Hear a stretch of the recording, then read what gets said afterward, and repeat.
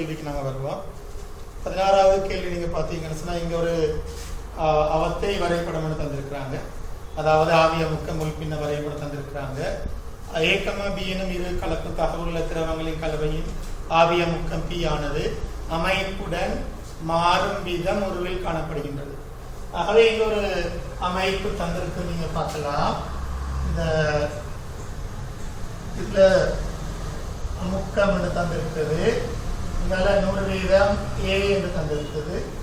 ஆகவே இது 100% பி என்று கொடுத்திருக்குது. அதாவது முள் பின்னம் ஏயின் முள் பின்னம் இங்க உண்டு, பியின் முள் பின்னம் இங்க உண்டு என்று கொடுத்திருக்குது. அதே நேரம் இங்க இவ்வாறான ஒரு விலகல் கலவை ஒன்று கொடுத்திருக்கு. இவ்வாறான ஒரு விலகல் கலவை ஒன்று கொடுத்திருக்குது. ஆகவே இதன்படி இந்த வினால உங்களுக்கு கேட்டிருக்குது, மூலக்குடிலை கவர்ச்சி விசைகள் பற்றிய பின்வரும் விடைகள் எது உண்மையானதுன்னு சொல்லி கேட்டு. ஆகவே உங்களுக்கு இங்க பார்க்கலாம், உங்களுக்கு தெரியும் அடிப்படையில் நாங்க கலவைகளை நாங்கள் எடுத்துக்கொண்டால் இந்த கலவைகளை நாங்கள் அடிப்படையில் 2ஆக பிரிக்கிறோம். முதலாவது இலட்சிய கலவை, அங்கால விலகல்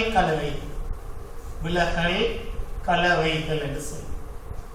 அதே போல இந்த விலகல் கலவைகளுக்கு வந்தால் இந்த விலகல் கலவைகள் நாங்கள் 2ஆக பிரிக்கிறோம். இந்த நேர் விலகல், அங்கால எதிர் விலகல் என்று சொல்லி 2ஆக பிரிக்கிறோம். இந்த நேர் விலகல்ல கூட நிஜமாகவே 2 வகை இருக்குது.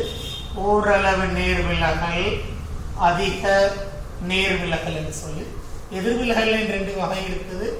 ஓரளவு எதிர் விலகல், அதிக எதிர் விலகல் என்று சொல்லி.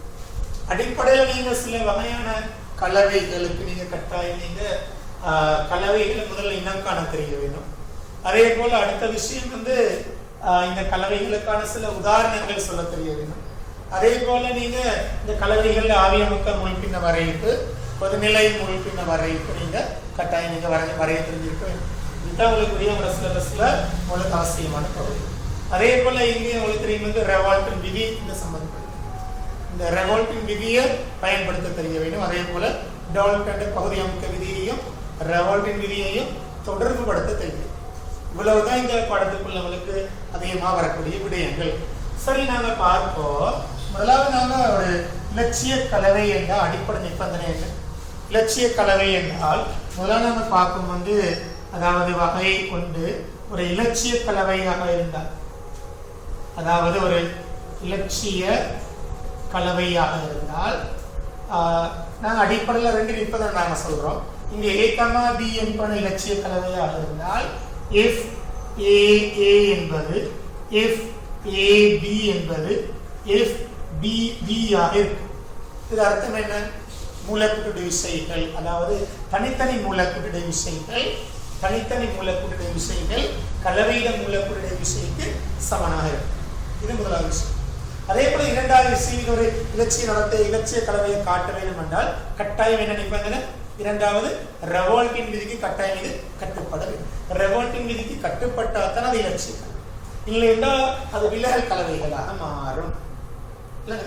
இது வகை 2 இலட்சிய கலவை. அதே போல நாங்க வகை 2 வருவோம். வகை 2 நேர்விலகல் கலவை என்றால், இங்க விளங்க வேணும். நேர்விலகல் கலவை என்று சொல்றது நீங்க தெரிஞ்சிருக்க வேணும். தனித்தனி மூலக்கூட்டு விசைகள் FAA என்ற தனித்தனி மூலக்கூட்டு விசை பெரிதாக இருக்கும் கலவையை விட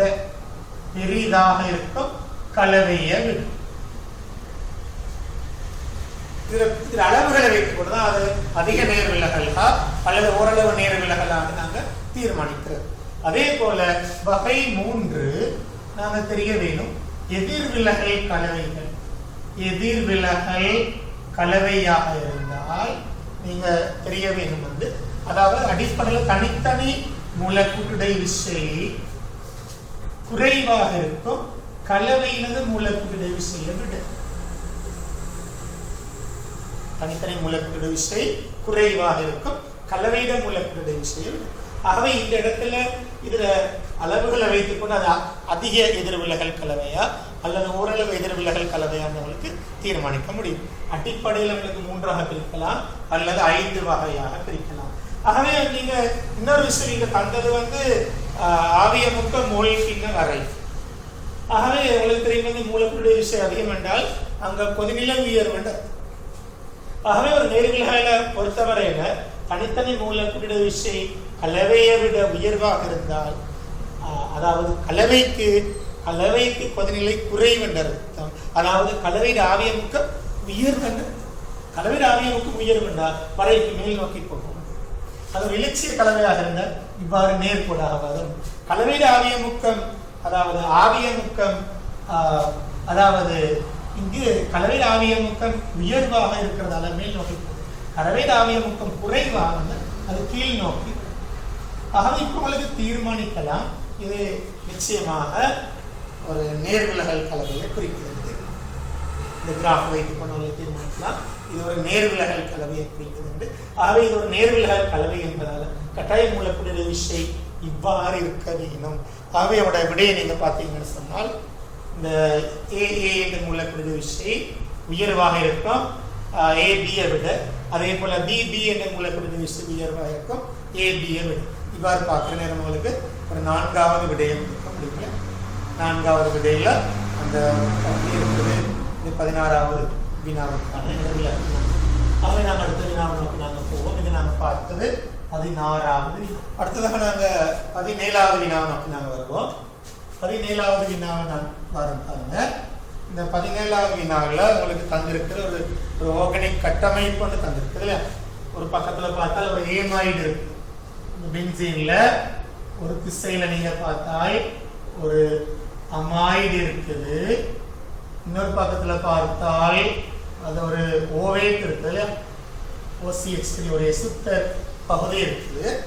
சொல்றான் மேற்பொருத்த சேர்வையானது லித்தியம் அலுமினியம் ஹைட்ரேட்டுடன் பரிகரிக்கப்பட்டு தாக்க கலவை நடுநிலையாக்கப்படும் போது பெறப்படும் பிரதான விளை பொருள் யாருன்னு கேட்கிறாங்க. ஆகவே இந்த இடத்துல நேரடியாக உங்களுக்கு தாராங்க. நீங்க பழமையான முறை உங்களுக்கு தெரியும். 1 லித்தியம் அலுமினியம் ஹைட்ரேட் என்று போட வேண்டும். இங்கு 2வதாக நீங்க பலமையாக 2வது நாங்கள் அப்ளை பண்ற H2O நடுநிலையாக்கப்படுதல் சொல்ல இருக்குது. இருந்தாலும் இது ஒரு லாஸ்ட் இயர்ல இது எழுதுற முறை H+H2O எழுதுறது பொருத்தமானது. நீங்க வெறுமனே H2O போடாம H+H2O கட்டாயம் காட்டப்பட வேண்டும். இங்கு 1, 2 என்று காட்டப்படலை என்றால் உங்களுக்கான மார்க்ஸ் எஸ்ஐயை பொறுத்தவரையில் மார்க்ஸ் கிடைக்காது. கட்டாயம் நீங்க 1, 2 இந்த லித்தியம் அலுமினியம் ஹைட்ரேட்டுக்கு நீங்க 1, 2 கட்டாயம் காட்டப்பட வேண்டும். ஆகவே நீங்க இந்த தாழ்த்தும் கருவிகள்ல வேறுபாடுகள் கட்டாயம் தெரிஞ்சிருக்க வேண்டும். ஆகவே இங்க நாங்க பார்த்தோம் இந்த லித்தியம் அலுமினியம் ஹைட்ரேட்டுக்கு ஒரு 2 முகங்கள் இருக்குது இல்லையா. 2 பக்கங்கள் இருக்கு. 2 வகையான தாக்கங்கள் இருக்குது. ஒன்று சாதாரண கார்பனைல் சேர்வைகள் வந்தால் ஒரு வகையான தாக்கமா இருக்கும். அடுத்தது இந்த அமைடு அல்லது இந்த ஓவேட் அல்லது ஒயிட் ஆசிட் வந்தால் இன்னொரு வகையான தாக்கமா இருக்கும். ஆகவே இங்க ஒரு அமைடு வரும் பொழுது அல்லது இவ்வாறு ஓவேட் வரும் பொழுது இந்த சேர்வை இவ்வாறு இது தாழ்த்தல் கொஞ்சம் வன்மையாக இருக்கும். CH2 NH2 என்ற பகுதி இங்க வரும். அதே போல இங்கேயும் இது CH2 ஆக மாறி கவனம் இந்த இடத்துல இந்த சுக்கர் பிணைப்பு உடைந்து அது OH மாறுவதோடு இன்னொரு விளைவு இங்கு CH3OH விளைவாக்கப்படும்.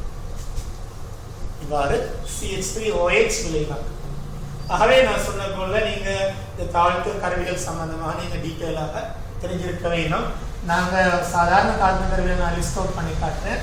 அதாவது உங்களுக்கு H2PE, H2PD, H2 நிக்கல் இவங்களோட தொழிற்பாடு நீங்க தெரிஞ்சிருக்க வேண்டும். இரண்டாவது ZnHe, HCl என்ற அமல்கம் HCl சம்பந்தமாக நீங்க தெரிஞ்சிருக்க வேண்டும். அங்கால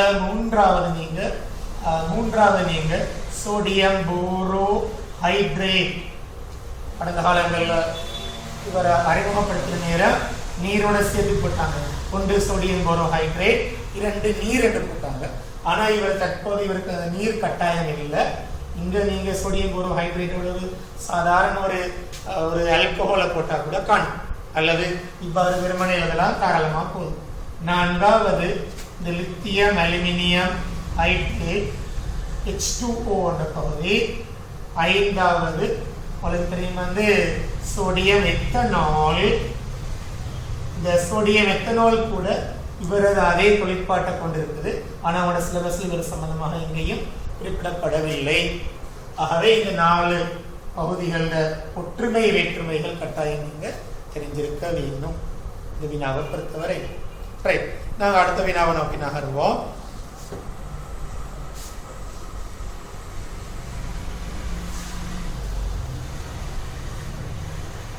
ஆகவே நாங்கள் இந்த வினாக்குரிய விடையை நாங்கள் எடுத்திருக்கிறோம். இந்த விடையை நீங்கள் பார்த்தீங்கன்னு சொன்னால் உங்களுக்கு விளங்கும். இந்த 3வது விடையில் இதுக்கான விடை இருக்கிறது. 3வது விடை வழங்கப்பட்டிருக்கிறது, உங்களுக்கு புரியுது இல்லையா? 18வது வினாவுக்கு நாங்கள் வருவோம். இது 18வது வினாவை பொறுத்தவரையில் உங்களுக்கு புரியுது. இங்கு முறையே K1, K2, K3 என்னும் சமநிலை மாறிலிகளை கொண்ட பின்வரும் சமநிலையை கருதுக. ஆகவே A வாயு, அங்கால B வாயு, அங்கால C வாயு என்று கொடுத்திருக்கிறது. இதுக்குரிய சமநிலை மாறிலி K1 தான். அங்கால C வாயு, அங்கால D அங்கால A வாயு என்று கொடுத்திருக்கு. A வாயு. ஆகவே இங்கால D வாயு வந்திருக்குது. இது K2 என்று கொடுத்திருக்கு சமநிலை மாறிலி. அங்கால 2 A வாயு சக B வாயு, அங்கால உங்களுக்கு தெரியும் D வாயு வந்து இங்கால K3 என்று சொல்லி கொடுத்திருக்குது. நீங்க தெரிய வேணும் இந்த சமநிலை மாறிகளுக்கு, இந்த தாக்கங்களுக்கும் சமநிலை மாறிகளுக்கும் இடையில் உள்ள தொடர்பு நீங்க தெரிஞ்சிருக்கிறீங்க. ஒரு 2 தாக்கங்களை நீங்க கூட்டுவதாக இருந்தால், கூட்டும் போது அதுக்குரிய 3வது தாக்கம் உங்களுக்கு பெறப்பட்டால் அது அர்த்தம் என்ன? சமநிலை மாறிகள் கட்டாயம் பெருக்கப்பட்டிருக்கும். 2 தாக்கத்தை பாருங்க. இந்த 2 தாக்கத்தை கூட்டும் போது 2A சக B வருது, C வெட்டிப்படுது, இங்க D வருது. இந்த 2 தாக்கத்தை நீங்க கூட்டும் போது இந்த 3வது தாக்கம் இருந்தால் இவங்களுக்குள்ள தொடர்பு என்ன? இந்த 2ஐயும் பெருக்க வேண்டும். K1 தர K2 வந்து கட்டாயம் K3 ஆக இருக்கும். அதே போல நீங்க ஒன்றிலிருந்து கழிக்கும் போது அடுத்த தாக்கம் இருந்தால் நீங்கள் அதை பிரிக்க வேண்டி வரும். அந்த உரிய தொடர்பு பிரிக்க வேண்டி வரும். சில தாக்கங்களுக்கு வர்க்க மூலங்கள் கூட போட வேண்டி வரும். உதாரணமாக நாங்கள் பார்ப்போம் N2 வாயு சக 3H2 வாயு 2NH3 வாயு என்ற பகுதிக்கு நீங்க வாங்க. அதே போல அரை N2 வாயு சக 3/2 H2 வாயு. அதே போல நீங்க 2 அதாவது 1 NH3 வாயு. இப்ப நான் இந்த K1 எழுதுறேன். K1 எழுதுறேன். இந்த K1 எழுதுனா பாருங்க, NH3 வர்க்க கீழ H2 கண N2 ன்னு சொல்லி வருது. K2 நான் இங்க எழுதுறேன் பாருங்க. K2 நான் எழுதுறேன் பாருங்க. NH3 கீழ H2 3/2 N2 அரைவாசி. இப்ப நான் உங்கள்ட்ட கேட்கிற ஒரு கேள்வி, இந்த K1க்கும் K2க்கும் இடையில் உள்ள தொடர்பு என்ன சொல்லுங்க? K1 சமன் K2 வர்க்கம். K1 வந்து K2 வர்க்கம் அல்லது K2 சமன் வர்க்கம் மூலம் K1. என்ன தொடர்பு? இங்க K1 சமன் K1 சமன் K2 வர்க்கமா இருக்கும். அல்லது நீங்க K2 சமன் K1 வர்க்கம் மூலமா. ஆகவே நீங்க பெருக்க வேணுமா, பிரிக்க வேணுமா, அல்லது வர்க்க மூலம் காண வேணுமா என்று சொல்லி இந்த சமநிலை மாறிலியை வைத்துக் கொண்டு தீர்மானிக்க வேண்டும். இவ்வாறான வினாக்கள் அதிகமாக ஒரு எக்ஸாம்ல அடிக்கடி வந்து கொண்டிருக்குது. ஆகவே நாங்க அடுத்த வினாவை நோக்கி நாங்கள் நகர்வோம். ஆகவே இந்த வினாவுக்குரிய நாங்கள் விடையை நாங்கள் பார்த்தால், இந்த 18வது வினாவுக்கு நீங்க பார்க்கலாம் நான்காவது விடையை நாங்கள் எடுத்திருக்கிறோம். நான்காவது விடையை நாங்கள் எடுத்துக்கிறோம். 18வது விடை. சரி, அவை நாங்கள் அடுத்து சரி நாங்கள் அடுத்ததாக 19வது வினாவை நாங்கள் வரோம். 19வது வினால ஒரு அயன் சமநிலையில் pH-ஓட சம்பந்தப்பட்ட ஒரு வினா கொடுத்திருக்கிற வண்ணேன் நீர் கரைசல்கள் pH சரியான அதிகரிக்கும் வரிசை இவ்வொழுங்கு காட்டுகின்றது. பார்ப்போம். ஒரு ஒழுங்கு ஒரு சில அமிலக்காரங்கள் தந்திருக்கிறாங்க. HCl, KOH, CaCl2, CH3, COOH, அங்கால CH3, COO minus Na+. இது வண்ணேம் கரைசல்கள் இருக்கிறது சொல்லியிருக்காங்க. வண்ணேம் நீர் கரைசல்கள் இருக்கிறது சொல்லியிருக்காங்க. ஆகவே இந்த pH அதிகரிக்கிற வரிசை கேட்டு pH அதிகரிக்கிற வரிசை கேட்டு ஆகவே நாங்கள் ஒரு அடிப்படையை நாங்கள் விளங்கிக் கொள்ள வேண்டும் பிள்ளைகள். சாதாரணமாக ஒரு வண்ணேம் கரைசல் என்ன கொள்ள உங்களோட pH பீச் என்று சொல்றது 0க்கும் 14க்கும் இடையில் என்று தெரியுமா? வண்ணேம் கரைசலாக இருந்தால் அது pH பீச் எவ்வாறு வரும்? 0க்கும் 14க்கும் இடையில வரும். அதே நேரம் அவளுக்கு தெரியும் வண்ணமில, வன்கார, நடுநிலை, மின் அமில, மின் அமில. இவர் யார்? இவர் யார்? இவர் ஒரு உப்பு தான். என்ன உப்பு என்று கேட்டால் இவரை நாங்க வளமை போல சொல்லக்கூடாது. ஒரு மின்னமில வன்கார உப்பு கதைக்க கூடாது. மின்னமில வன்கார உப்பு கதைக்கிறேன்னா ஒரு கால கதைத்தோம். ஆனா இப்போது நாங்க இத கதைக்கிறல்ல. பொதுவாக உப்புக்கள்ல 3 வகை தான் இருக்குது. ஒன்று அமில உப்பு, கார உப்பு, நடுநிலை உப்பு. அமில உப்பு, கார உப்பு, நடுநிலை உப்பு. அந்த அமில உப்பு கட்டாயம் மின்னமிலமாக இருக்கும். கார உப்பு கட்டாயம் அது மென்காரமாக இருக்கும். அங்கால நடுநிலை. அந்த இணைத்து சொல்ற வளமை போது இவர் ஏன் ஒரு மென்கார உப்புன்னு சொன்னால், மென்காரம் என்று சொன்னால் இங்க உள்ள Na+L மென்காரத்துக்கான காரணம். இவரது மென்காரத்துக்கான காரணம் Na+L. CH3 COO - இதுக்கான காரணம். அதாவது இந்த CH3 COO - என்ன செய்யும் என்றால் நீரோட இணைந்து அல்லது நீர் பகுப்புக்கு உட்பட்டு இவர் இவ்வாறு CH3 COOH-ஐயும் OH- விடுவிக்கும். இவ்வாறு இவர் பகுதியாக OH- பகுதியாக விடுவிக்கிறதால தான் இந்த உப்பை நாங்கள் என்ன உப்பை கலைக்கிறோம்? இந்த உப்பை என்ன உப்பை நாங்கள் கலைக்கிறோம்? இவ்வாறு இது ஒரு மென்கார உப்புன்னு கலைக்கிற காரணம். பகுதியாக OH- விடுவிக்கிறோம். ஆகவே உப்புக்கள்ல மென்னமில உப்பு, மென்கார உப்பு, நடுநிலை உப்புன்னு. இதனாலதான் நாங்க சொல்ற ஒரு இணை மூலம் நாங்க கலைக்கிற காரணம். CH3 COO- நாங்க இன்னொரு பேர் என்ன? இணை மூலம் என்று கலைக்கிற காரணம். இணை மூலம். conjugate base என்று சொல்லு.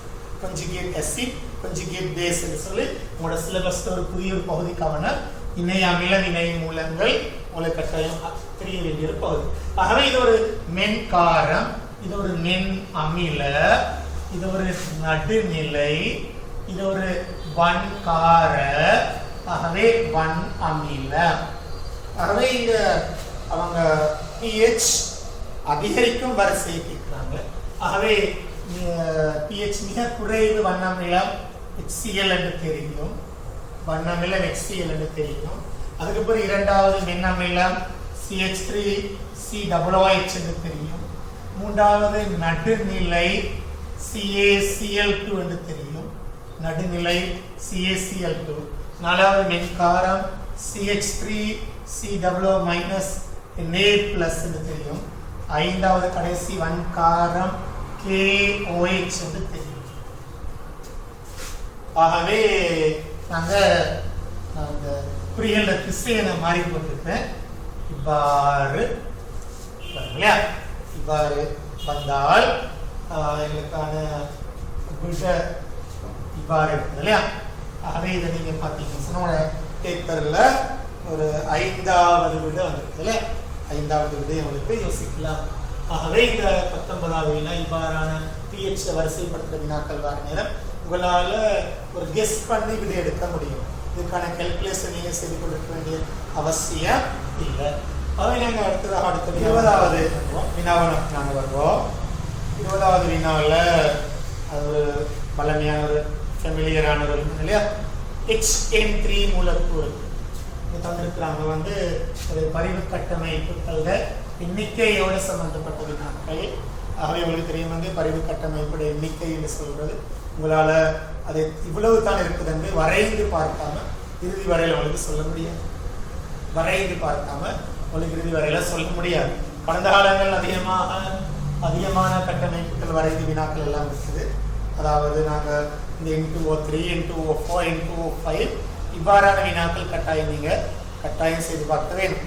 நாங்கள் இந்த N2O5 ஏறத்தால 9 அளவில் பரிவு கட்டமைப்புகள் நாங்கள் வரைந்திருக்கிறோம்.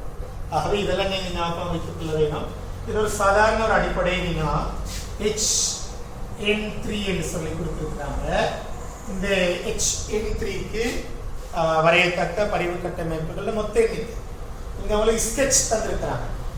ஸ்கெட்ச் தந்தால் அந்த ஸ்கெட்சை மாற்ற முடியாது. அடிப்படை கட்டமைப்பு தந்திருக்கிறாங்க பாருங்க. HN என்று தந்திருக்கிறாங்க. ஆகவே உங்களுக்கு இந்த பரிவு கட்டமைப்பு வரையக்கூடிய உங்களோட சிலபஸ்ல ஒரு முறை சொல்லியிருக்குது. உங்களோட சிலபஸ்ல ஒரு பரிவு கட்டமைப்பு வரையக்கூடிய ஒரு ஒழுங்கு வந்து சொல்லியிருக்கு. உங்களுக்கு ஏற்கனவே தெரிந்த ஒரு பரிவு கட்டமைப்பாக இருந்தால் நீங்கள் அந்த ஒழுங்கை பின்பற்ற வேண்டிய அவசியம் இல்லை. உங்களுக்கு இது தெரியாத ஒரு பரிவு கட்டமைப்பாக இருந்தால் அந்த ஒழுங்கை பின்பற்றலாம். ஆகவே ஒழுங்கு என்ன சொல்லுது என்றால், முதலாவது விடயம் வந்து இதில் வலுவளவு ஒட்டு இலத்திரங்களை முதல்ல கவுண்ட் பண்ணணும். ஐதரசனுக்கு 1, N3, N வந்து 5ஆம் கூட்டம் 5 தர 3 15. ஆகவே எல்லாம் 16 இலத்திரங்கள் இருக்கு. மொத்த வலுவளவு இலத்திரங்கள் 16 இருக்கு. நீங்க முதலாவது செய்ய வேண்டிய வேலை. இரண்டாவது நீங்க செய்ய வேண்டிய வேலை, ஸ்கெட்ச் அடிப்படை கட்டமைப்பில் உள்ள இலத்திரனை நீங்க கழித்து விடுங்க. 2 4 6. ஆகவே 16 6 10 இலத்திரங்கள் என்று இது இரண்டாவது ஸ்டெப் நீங்க செய்வீங்க. மூன்றாவது ஸ்டெப் வந்து இந்த 10 இலத்திரங்களை 2ஆல பிரித்து சோடியாக மாற்றுங்க. 5 சோடி. ஆகவே நீங்க இந்த 5 சோடி வலுவளவு இலத்திரங்களை நீங்க காட்ட போறீங்க. ஆகவே முதலாவதாக நாங்க மை அணுக்களை விட்டுட்டு அயல் அணுக்களை நாங்க ஃபில் பண்ணுவோம். 1 சோடி, 2 சோடி, 3 சோடி. இங்க 3 சோடி தான் இங்க வழங்கலாம். இங்கால ஐதரசனுக்கு சோடி வலுவளவு காட்ட முடியாது. மை அணுக்கள் 2 இருக்குது. இந்த 2ல அடுத்த மீதி 2 சோடி யாருக்கு போடுறது நீங்க தீர்மானிக்க போறீங்க. இவரை இறக்கி இவரை கவர் பண்ண முடியும். ஆனா இவரை கவர் பண்ண முடியுமா உங்களால? இல்ல. நீங்க இருக்கிறதுக்கு சோடி இலத்திரங்கள் இல்லை. ஆகவே மீதி 2ஐயும் இங்க தான் நீங்க போடுவீங்க. இப்ப நாங்க 5 சோடியை காட்டியாச்சு. ஆனா எங்க பரிவு கட்டமைப்பு நாங்க முடியல. ஆகவே முதலாவது வேல வலுவளவு இலத்திரங்களை கண்டுபிடிச்சாச்சு. அதுக்கு பிறகு அதோட பிணைப்பு சோடியை கழிச்சாச்சு. அது 2ஆல பிரிச்சு சோடி இலத்திரங்களை பெற்றுக்கொண்டாச்சு. இந்த சோடி இலத்திரங்களை மையானுவை விட்டு போட்டு அயல் அணுக்களுக்கு நாங்கள் எழுதுறது. அவர் தவறியாவது எஞ்சினால் மாத்திரமே மையாணுக்களுக்கு வழங்க வேண்டும். அப்போ நீங்க தீர்மானிக்க வேண்டும். 1க்கு மேற்பட்ட மையாணுக்கள் இருந்தால் யாருக்கு பொருத்தம் என்று நீங்க தீர்மானிக்க தெரியும். இப்ப நாங்க என்ன செய்வோம் என்றால், மைய அணுவிலிருந்து சோடி இலத்திரங்களை இறக்குவதன் மூலம் இந்த வலுவளவு ஓடுகளை நான் இப்ப பூர்த்தி செய்யப்படும். மையாணுக்கள் வலுவளவு ஓடுகளை பூர்த்தி செய்யப்படும். பாருங்க, நான் இந்த இடத்துல ஒரு சோடியை இறக்கின உடன் இவரது பிரச்சனை முடியுது. இவருக்கு 3 பிணை 1 2 3 பிணைக்கு ஒரு தனிச்சோடி. இங்க 2 4 6 8 வலுவளவோடு 8 ஃபில் ஆகுது. இவரது பிரச்சனையை முடிச்சு. இவரது வலுவளவோட்டுல 1 2 3 4 5 வந்தாச்சு. அவை இந்த அணுவோட வேலை முடிச்சு. அடுத்த அணுவுக்கு இப்ப நான் வரேன். உங்களுக்கு தெரியும் வந்து அடுத்த அணுவுல நான் இப்ப முதலாவதாக ஒரு சோடியை நான் இப்ப ஒரு சோடியை இறக்கினால் இவ்வாறு வரும். இப்ப உங்களுக்கு இன்னொரு சோடி இறக்க வேண்டிய தேவை இருக்குது. இப்ப இதுல 2 4 6 8 வலுவளவோடு ஃபில் பண்ணப்பட்டிருக்குது. ஆனா நைதரசனுக்கு வலுவளவு 5 பெறப்படவில்லை. எவ்வளவு வந்திருக்கு? 4. ஆனா ஒரு சோடி இறக்கினால் அது எத்தனையாக மாறும்? 10ஆக மாறும். ஆகவே நைட்ரசன் இரண்டாம் ஆவர்த்தனம் அட்டகம் மீற முடியாது. அதனால நாங்க ஒரு ஈரல் பிணைப்பு இங்க உருவாக்குறோம். இன்னொரு சோடியை வைத்துட்டு பிளஸ் மைனஸ் ஒரு ஈரல் பிணைப்பு உருவாக்கி போட்டு இப்ப நீங்க பாருங்க ஒவ்வொரு இடங்களையும் அவங்களது வலுவளவுகள் 2 4 6 8 2 4 6 8 2 4 6 8 எண்ணிக்கை எல்லாம் பொருத்தமாக இருக்கு. அவங்களோட இணைக்கும் இலக்கணங்கள் எல்லாம் பொருத்தமானதாக இருக்கு. ஆகவே இருக்கிறதுல மிக உறுதியான பரிவு கட்டமைப்பு அழைக்கிறீர்கள். இவர்தான் மிக உறுதியான பரிவு கட்டமைப்பா இருப்பார். ஆகவே இவரிலிருந்து லூயிட கட்டமைப்பா இருப்பாரு. இந்த லூயிட கட்டமைப்பிலிருந்து வந்து பரிவு கட்டமைப்புகள் வரை இருக்கிறோம். இந்த பரிவு கட்டமைப்புன்னு சொல்ல பரிவு என்று சொல்றது ஒரு சோடி இலக்கண நகர், வேற எதுவும் இல்லை. ஒரு சோடி இலக்கண நகர்வை நாங்கள் பரிவு என்று அழைப்பு சொல்லுவோம். ஆகவே நான் முதலாவது கட்டமாக இந்த சோடியை இங்கால விரும்பினா இந்த சோடி இங்கால போட்டோம், இந்த சோடி இங்கால போட்டு உண்டு, இந்த சோடி இங்கால போட்டு இன்னும் அவ்வளோ எழுதலாம். அப்போ இந்த சோடி இங்கால நான் போட்டால் அடிப்படை கட்டமைப்பு மாறல. இப்ப யோசிங்க இந்த தனிச்சோடி இங்கால வந்தால், இங்கால இவ்வாறு வந்தால் இவர் பிளஸ் ஆக மாறும், இவர் பிளஸ் ஆக மாறும். இந்த பிளஸ் இப்படியே இருக்குது. ஆகவே இந்த பிணைச்சோடி கூட, ஆகவே இது இங்கால வார நேரம் இது உண்மை பிணைப்புன்னு உங்களுக்கு புரியுது. உண்மை பிணைப்பு இந்த ஒரு சோடி இங்கால வார நேரம் அது ஒரு மைனஸ் இப்ப என்ன செய்யும்? 2 மைனஸ் ஆகும். சரிதான்? அங்கால இன்னொன்று உங்களுக்கு எழுத முடியும். இதை இங்கால கொண்டு வந்தால் நாங்கள் இப்படியே வைப்போம். இங்கால கொண்டு வர நேரம் இது இரட்டை பிணைப்பு உண்மை பிணைப்பாக மாறும். ஆகவே மைனஸ் இல்லாம போகும். இந்த பிளஸ் அப்படியே இருக்கும். இந்த தனிச்சோடி இப்படி இருந்தது. இந்த டபுள் பாண்ட் இங்கால சுழல்வதால இன்னொரு தனிச்சோடி வந்து இது என்னவா மாறும்? மைனஸ். ஆகவே இவ்வாறு 3 பரிவு கட்டமைப்புகள் உங்களால இந்த பரிவு கட்டமைப்புகளை உறுதி என்று கதைக்கிற நேரம், இந்த பரிவு கட்டமைப்புகள் உறுதி என்று நாங்கள் கதைக்கிற நேரம், இந்த 2 பேரும் ஏறத்தாழ ஒரே உறுதியை கொண்டவங்களா இருக்கிறாங்க. இந்த 2 பேரும் ஏறத்தாழ ஒரு பிளஸ் ஒரு மைனஸ் ஏற்ற பரம்பல் குறைந்தவங்களா இருக்கிறாங்க. இங்கு 2 பிளஸ் 2 மைனஸ் ஏற்ற பரம்பல் உயர்ந்தவங்களா இருக்கிறாங்க. ஆகவே முதலாவது மூன்றாவது ஓரளவு உறுதி கூட இரண்டாவது. ஆகவே இங்கு வரையக்கூடிய மொத்த பரிவு கட்டமைப்பு எண்ணிக்கை 3. இதுக்கு மேல உங்களுக்கு சிக்மா பிணைப்பு உடைக்க இயலாது. இதுக்கு மேல உங்களால் பரிவு கட்டமைப்பு யோசிக்க முடியாது. ஆகவே 3 பரிவு கட்டமைப்புகள் வரைய முடியும். ஆகவே நாங்கள் அடுத்த வினாவை நோக்கி நாங்கள் வருவோம்.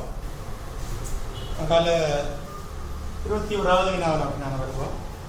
21வது வினா 21வது வினால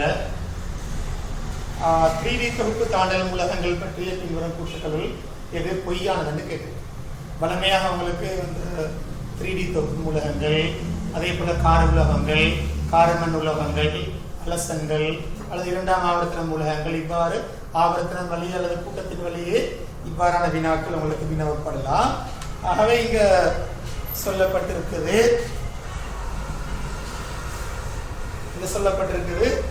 3D தொகுப்பு தாண்டல் மூலகங்கள் பற்றிய பின்வரும் கூற்றுக்கள் எது பொய்யானது? முதலாவது 3D போரஸ் அணுக்களின் சக்திகள் பெரும்பாலும் சமம் ஆகையால் மாறும் ஒட்சிய நிலைகள் உண்டாகின்றன.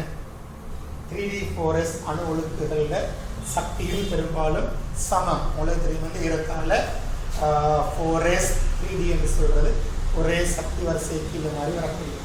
ஆகவே இந்த கருத்து ஏறத்தாழ அனளவாக சக்திகள் சமன் என்று சொல்லலாம். உங்களுக்கு தெரியும் வந்து 4s தான் சக்தியிலும் முன்னால் இருக்குது, 3D ஓரளவு பின்னால் இருக்குது. இருந்தாலும் ஓரளவு சம சக்தியை கொண்டிருக்குது என்று இல்லை ஓரளவு அனளவாக சொல்ல முடியும். ஆகவே அந்த கருத்து உண்மையானது. இரண்டாவது மின்னதிரி இயல்பு ஆவர்த்தனத்தின் ஊடாக இடமிருந்து வளமாக அடிப்படையாக குறையுதுன்னு சொல்லும். உங்களுக்கு தெரியும் வந்து மின்னெதிர்த்தன்மையின் அடிப்படை கன்செப்ட் வந்து அது எந்த கோவையாக இருக்கலாம், எஸ் கோவை, பி கோவை, டி கோவை, அது பிரச்சனை இல்லை.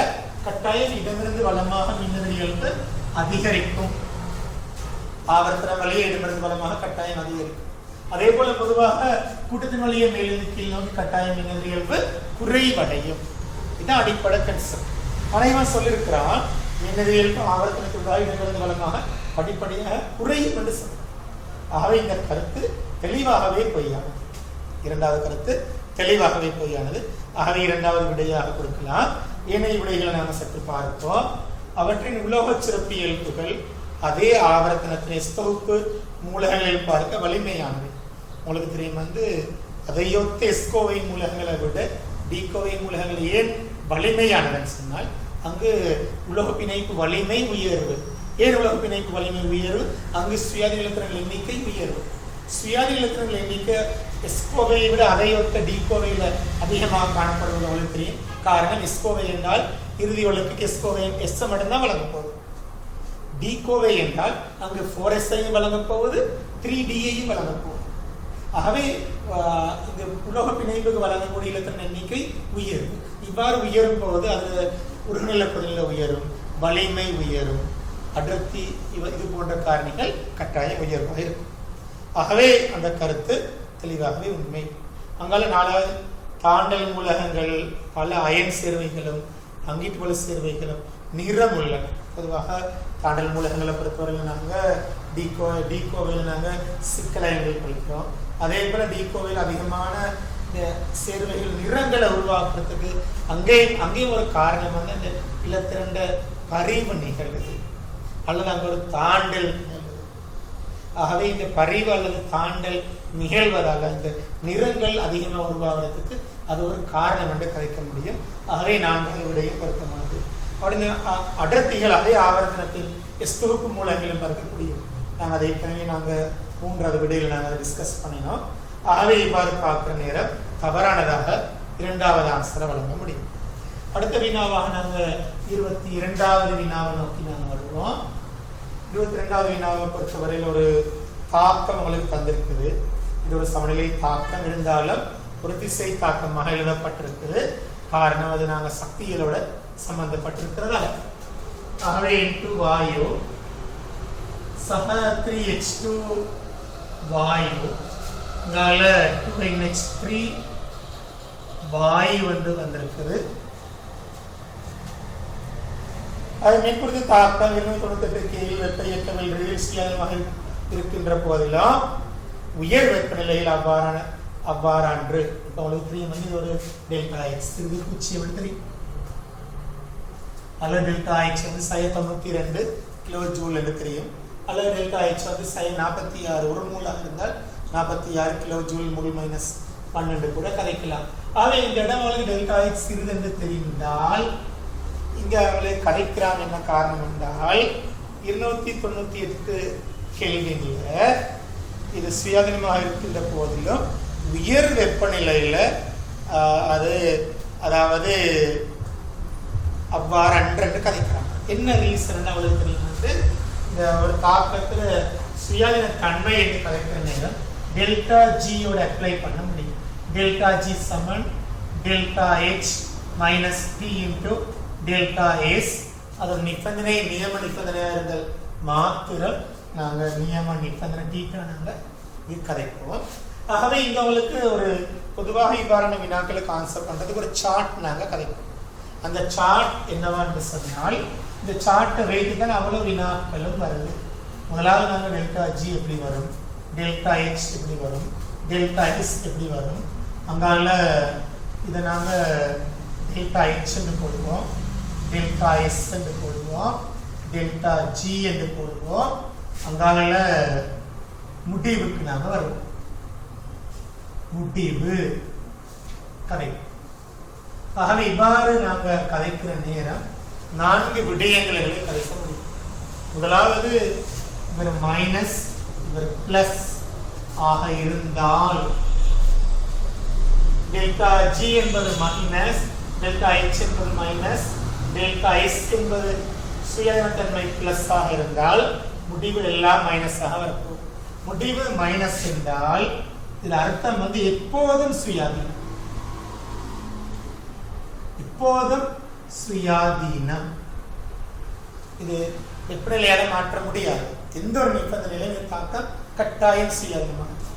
இரண்டாவது முடிவு இது பிளஸ் இது மைனஸ் என்று வந்திருந்தால், இது பிளஸ் இது மைனஸ் என்று வந்திருந்தால், இது பிளஸ் இது மைனஸ், இது பெருக்கப்படும் போது பிளஸ் பிளஸ் பிளஸ் ஆகவே கட்டாயம் பிளஸ். இந்த இடத்துல உங்களுக்கு ஒருபோதும் டெல்டா ஜியை மைனஸாக மாற்ற முடியாது. ஆகவே எப்போதும் சுயாதீனமற்றது, எப்போதும் சுயாதீனமற்றது இவ்வாறு கலைக்க முடியும். அங்கால மூன்றாவது நாங்கள் இரண்டும் மைனஸ் என்று வார நேரம் அல்லது நான்காவது இரண்டும் பிளஸ் என்று வார நேரம் இந்த முடிவுகள் இவ்வாறு வருகிறது யோசிக்க. இரண்டும் மைனஸ் என்று சொல்லி வந்தால் நல்லா பாருங்க பிள்ளை, இரண்டும் மைனஸ் என்று சொல்லி வந்தால் இந்த மைனஸ் மைனஸ் பிளஸ் ஆகுது. இந்த இடத்துல மைனஸ் வரலாம் அல்லது பிளஸ் வரலாம். இப்ப மைனஸ் வரலாம். தாழ் வெப்பநிலையில சுயாதீனம்,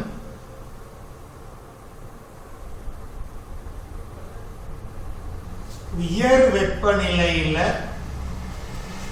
சுயாதீனமற்றது.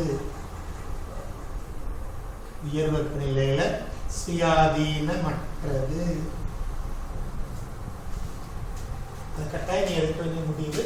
வெப்பநிலை குறையும் போது இது பிளஸ் குறையும், இந்த மைனஸ் கூடும். ஆகவே சுயாதீனமாக. வெப்பநிலை அதிகரிக்கும் போது இந்த தாக்கம் தான். வெப்பநிலை அதிகரிக்கும் போது இந்த பெருமானம் கூடுவதால் இந்த பெருமானம் என்ன செய்யும்? குறையுது, பிளஸ். அதே நேரம் இரண்டு பேரும் பிளஸ் என்று சொல்லி வந்தால், இரண்டு பேரும் பிளஸ், இது பிளஸ், இது பிளஸ், இது மைனஸ், இங்க மைனஸ் அல்லது பிளஸ் வரும், மாறி வரும். உயர் வெப்பநிலையில சுயாதீன, தாழ் வெப்பநிலையில சுயாதீனம். இந்த சார்ட்டை நீங்க சரியாக புரிஞ்சு கொண்டால் உங்களால அதிகமான வருஷம் எம்சிக்யூ உங்களுக்கு கிடைக்க முடியும். இந்த சார்ட்டுக்குள்ளதான் அதிகமான வருஷத்துக்குரிய எம்சிக்யூ இந்த சார்ட்டுக்குள்ளதான் இருக்கு. அதிகமாக கலைக்க முடியும். ஆகவே அதிகமானவங்க இந்த சார்ட்டை விளங்கிக் கொள்ள முடியாம தான் அதிகமானவங்க பிள்ளையான விடைகளை நோக்கி போறாங்க. ஆகவே இங்க அவங்க சொல்றாங்க, இந்த 298 என்ற கொள்ள சாதாரண ஒரு தாழ்வு வெப்பநிலையில இந்த தாக்கம் சம்பந்தமா சொல்லியிருக்கிறாங்க. Delta G, delta H, delta S எல்லாம் நேரான. இந்த ஒரு நாள் டெல்டா ஹெச் வந்து நேரா பிள்ளைகள் இல்லையா தெளிவாகவே அது முதலாவது அவளுக்கு தெரியுமா அது பிள்ளை சொல்லு. Delta G, delta H, delta S ஆகிய எல்லாம் மறை என்று சொல்றாங்க. எல்லாம் மறை என்று சொல்றாங்க. இப்ப சுயதன தன்மை பாருங்க, இங்க ஒரு வாயு, இங்க 3 வாயு, இங்க 2 வாயு, இங்க விளைவுல 2 வாயு, தாக்கியில 4 வாயு இருக்கு.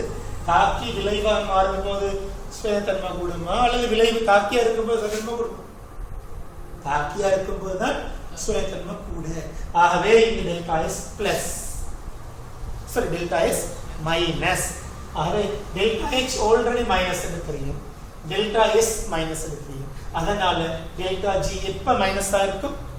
தாழ் வெப்பநிலையில மைனஸா இருக்கும், உயர் வெப்பநிலையில பிளஸ். ஆகவே தெளிவாகவே இரண்டாவது விட தெளிவான விட. ஆகவே நாங்கள் ஏனைய விடைகளை பற்றி கலைக்கவே தேவை. இரண்டாவது விட இங்கு தெளிவாக இருக்குது. Minus delta H minus delta S minus என்றால் இது பிளஸ் ஆகிற நேரம் தாழ் வெப்பநிலையில மட்டுமே இது சுயாதீனம். வெப்பநிலை கூடும் போது அது மாற்றமடைய வாய்ப்பு இருக்குது. வெப்பநிலைகளை மாற்ற முடியும். இந்த 2 சந்தர்ப்பங்களும் வெப்பநிலைகளை மாற்ற முடியும். இந்த 2 சந்தர்ப்பங்களும் வெப்பநிலையால கூட மாற்ற முடியாது. மைனஸ் பிளஸ் வந்தால் வெப்பநிலையால கூட சுயதன்மை மாற்ற முடியாது. இந்த சுயதன்மை நிகழ்வுகளை மாற்ற முடியாது. இந்த பிளஸ் மைனஸ் வந்தால் சுயதனமற்றதை ஒரு நாள் மூலம் மாற்ற முடியும். ஆகவே இந்த சார்ட்டை சரிவர விளங்கி. ஆகவே நாம் அடுத்த வினா 23வது வினா. இது ஒரு அதாவது இரட்டை வளைய சேர்வை இந்த ஓகனிக்கை பொறுத்த வரையில் இவ்வாறான வினாக்கெல்லாம் கடந்த காலங்களில் அதிகமான வினாக்கள் இதில் வந்திருக்குது அண்மை காலங்களில். ஆகவே இந்த 23வது வினாவை நாங்கள் எடுத்துக்கொண்டால் ஒரு இரட்டை வளைய சேர்வை கொடுத்திருக்கு.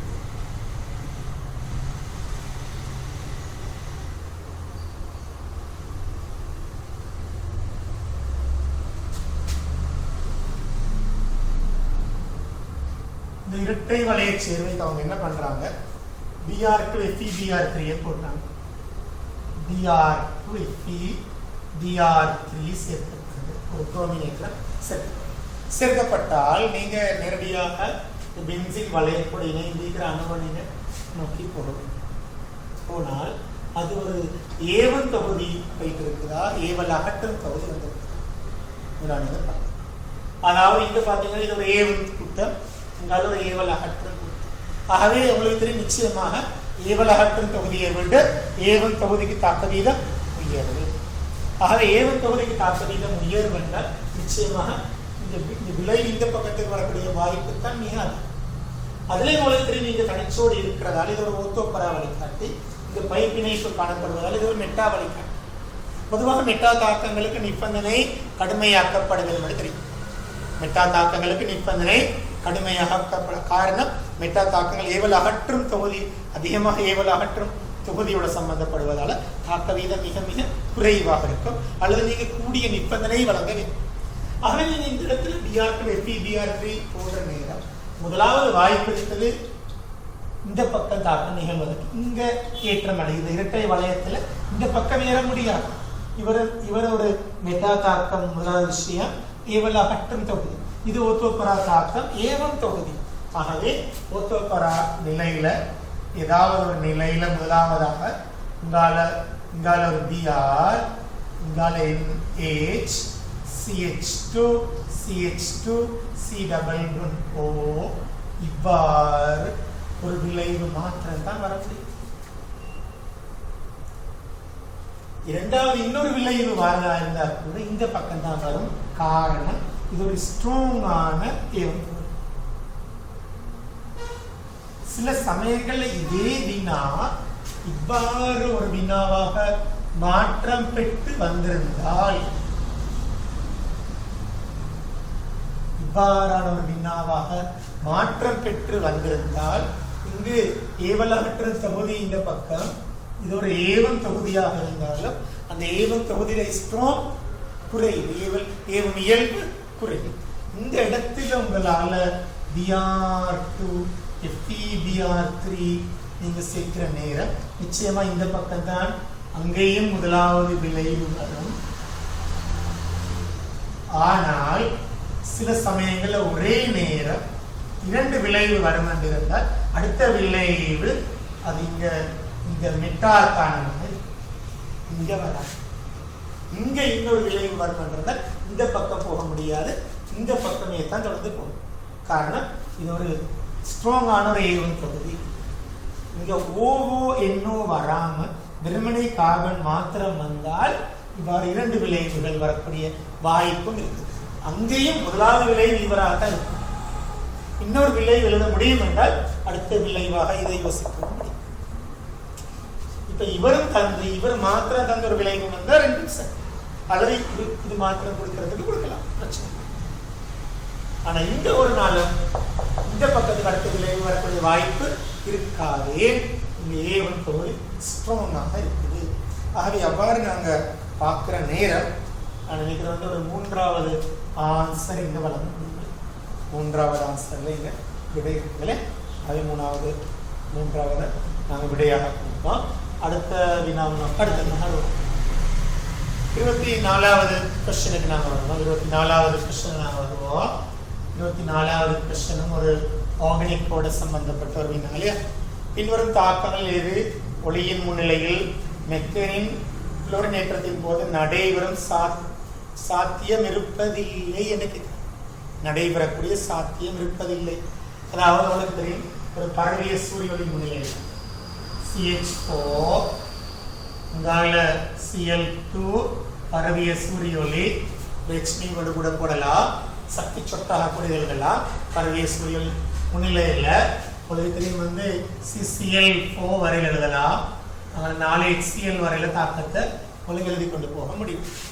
ஆகவே இந்த தாக்கம் வந்து 3 படிகளை கொண்டிருக்கு. உங்களுக்கு தெரியும் வந்து தாக்க பொறிமுறைகளுக்கு இல்லை சேதன தாக்கங்களின் வகைகளும் தாக்க பொறிமுறைகளும் தலைப்புல ஏறத்தாழ அதிகமான தாக்கங்கள் இருக்கு.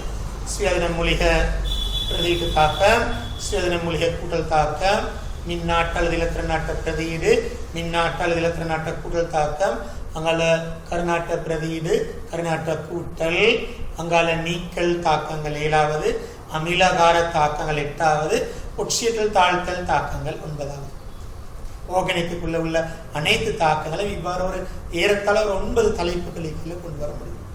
இருந்தாலும் இந்த அமிலகார தாக்கங்களும் ஒட்சியத்தல் தாழ்த்தல் தாக்கங்களும் எங்களுக்கு பொறிமுறை அவசியம். ஏனையவற்றுக்கு ஓரளவு பொறிமுறை நீங்க கட்டாயம் தெரிஞ்சிருக்க வேண்டும். அதே நீங்க ஆர்கானிக் படிக்கிற பிள்ளைகள் அந்த தாக்கங்கள வகைகள் எழுதுற நேரமே அது என்ன வகை தாக்கம் என்று நீங்க சொல்லக்கூடியதாக இருக்கவே. சரி, நாங்க பார்ப்போம். இது ஒரு சுயாதீன மூலிகை பிரதியீடு என்று சொல்லி நாங்கள் அழைக்கிறோம். காரணம் இங்க மூலிகைகள் பங்கேற்பதால இந்த எச்சுக்கு பதிலாக பிரதியிடப்படுவதால் சிஎல் வந்து பிரதியிடப்படுவதால் நாங்கள் சுயாதீன மூலிகை பிரதியீடு சொல்றோம். இந்த சுயாதீன மூலிகை பிரதியீடு உங்களுக்கு தெரியும் வந்து 3 கட்டங்களாக நிகழும். பொதுவாக 3 கட்டங்களாக இந்த சுயாதீன மூலிகை பிரதியீடு நடக்கும். அதுல படி 1 என்ன செய்யும் என்றால், படி 1 நாங்கள் ஆரம்ப படி அல்லது மூலிகை உருவாதல் தாக்கம் என்று சொல்றோம். இந்த ஆரம்ப படியில என்ன செய்யும் என்றால் Cl2 இவ்வாறு பரவி ஒளி முன்னிலையில இவ்வாறு வளைந்த அரை அம்புக்குறியால நாங்கள் காட்டுவோம். 2 Cl டொட்டா மூலிகம் என்று சொல்றது டொட்டாக மாறுகிறது. அதே போல படி 2 நாங்கள் 2ஆம் நிலை படி அல்லது விருத்தி படி என்ன சொல்றோம். இந்த படி விருத்தி படி அல்லது மூலக்கூறு மூலிகை தாக்கம் நிகழக்கூடிய படி என்று சொல்றோம். இந்த விருத்தி படியை பொறுத்தவரையில் உங்களுக்கு தெரியும் வந்து முதலாவது இந்த CH4 ஒரு எச்சனை இவ்வாறு எழுதுனேன். Cl டொட்டோட இவ்வாறு இணைந்து முதலாவது படியில CH3 டொட்டாகவும் HCl ஆகவும் மீண்டும் CH3 டாட் மீண்டும் Cl2 ஓட இவ்வாறு CH3 Cl டொட்டாக மாறும். அப்போ உங்களுக்கு தெரியும் இந்த இடத்துல ஒரு H பிரதியிடப்படுவதற்கு நீங்கள் எத்தனை படி எழுதிக்கிறீங்க? 2 படி எழுதிக்கிறீங்க. இவ்வாறு 4 Hம் பிரதியிடப்படும் போது எத்தனை படி வரும்? இல்லாம 8 படி வரும். 4 H பிரதியிடப்படும் போது மொத்தமாக 8 படிகள் வரும். ஆகவே இதை நாங்கள் விருத்தி படி என்று நாங்கள் அழைக்கிறோம். காரணம் இங்க மூலக்கூறு மூலிகை தாக்கம் நிகழ்வதால் நாங்கள் இதை விருத்தி படி என்று நாங்கள் அழைக்கிறோம். ஆகவே இங்க அனைத்து படிகளும் மூலக்கூறு மூலிகை அல்லது மூலக்கூறாக கட்டாயம் இருக்கும். 2 மூலிகைகளோ 2 மூலக்கூறுகளோ இது வர முடியாது. அங்கால படி 3 நாங்கள் இறுதி படி அல்லது நாங்கள் மூலிகை தாக்கம் என்று சொல்றோம். ஆகவே இங்கே அதிகமான மூலிகைகள் உருவாக்கப்படுறது வரையறுக்க முடியாத தாக்கம் என்று சொல்லி இருந்தாலும் நாங்கள் உதாரணமாக முதலில் உருவாகக்கூடிய 2 மூலிகைகளை மட்டும் நாங்கள் கருது பண்ணி இந்த Cl டொட்டை CH3 டொட்டை நாங்கள் இருக்கும். உதாரணம் Cl டாட் CH3 டொட்டை நாங்கள் கருதினால் இங்கேயே உங்களுக்கு எத்தனை தாக்கம் எழுதலாம் பாருங்க. Cl டாட் இணைந்து Cl2 வருது. CH3 டாட் Cl டாட் இணைந்து CH3 Cl வருது. அங்கால CH3 டாட் இணைந்து CH3 வருது. இங்கேயே இந்த அளவு தாக்கம். ஆகவே இவ்வாறு 3 படிகளுக்குள்ளாக இந்த தாக்கம் நிகழ்கிற நீங்கள் தெரிஞ்சிருக்கிறோம். ஆரம்ப படி, அதே போல விருத்தி படி, இறுதிப்படி. இங்கு நிகழக்கூடிய அனைத்து பிணைப்புகளும் ஏகவினப்பில் எவ்வாறு காட்டுறது? வளைந்த அரை அம்புக்குறியால காட்டப்படுது. வளைந்த அரை அம்பு. இதை நீங்கள் பிளஸ் போட விடுவது நல்லது. புதிய சிலபஸ் பொறுத்தவரை அவங்களோட புதிய முறையில் இடைகளின் அம்புக்குறிகள் வார தாக்க பொறிமுறைகளில் நடுவில் பிளஸ் வராது. அம்புக்குறி இல்லாத இடங்களில் பிளஸ் போடலாம், பிரச்சனை இல்லை. அம்புக்குறி வார இடங்களில் நீங்கள் பிளஸை தவிர்த்து கொள்வது நல்லது. ஆகவே இங்கு இங்கே நீங்கள் தெரிய வேணும் வந்து இங்கே அவனோட பொறிமுறையில் எங்கேயாவது எக்ஸ் டாட் வந்துருக்குதா?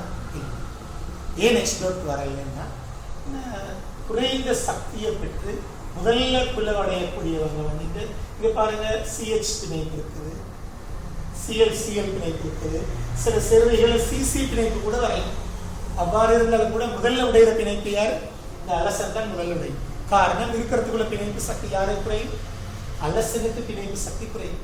Cl2 ஒரு 233 கிலோ ஜூல் மூல் -1. இதே நேரம் இது Br2 வந்து Br2 இருந்தால் ஒரு அனளவாக 191 கிலோ ஜூல் மூல் -1. ஆகவே இருக்கிறதுக்குள்ள முதல்ல மூலிகம் யாருக்கு உருவாகலாம்? CH உடையிறதை விட Cl உடையிறது அல்லது Br2 உடையிறது தான் இலகுவாகும். அதனால தான் இவங்க மூலியங்கள் உருவாக்குறாங்கன்னு தெரிஞ்சுக்க வேண்டும். ஆகவே இந்த செருவில் H2 என்பது வந்து வர முடியாது, CH உடைய முடியாதுன்னு தெரிஞ்சுக்க. அவர் HCl தான் விடுவிக்கப்படலாம், H தொட்டாக விடுவிக்கப்பட முடியாதுன்னு தெரிஞ்சுக்க.